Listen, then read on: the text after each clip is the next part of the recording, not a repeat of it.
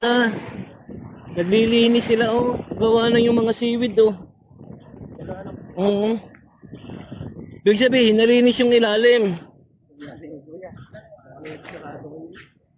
Oo.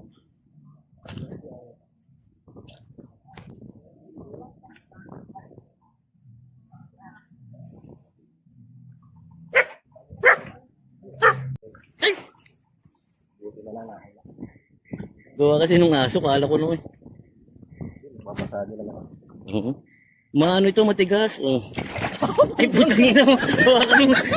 Hawakan. Matigas ba ka? Tangina, matigas yan. Oh.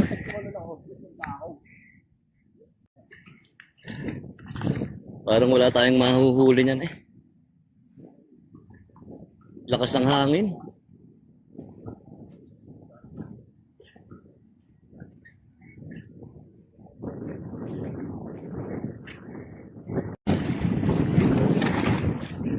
Kaya na, doggy. Wait it. Mauna ka na.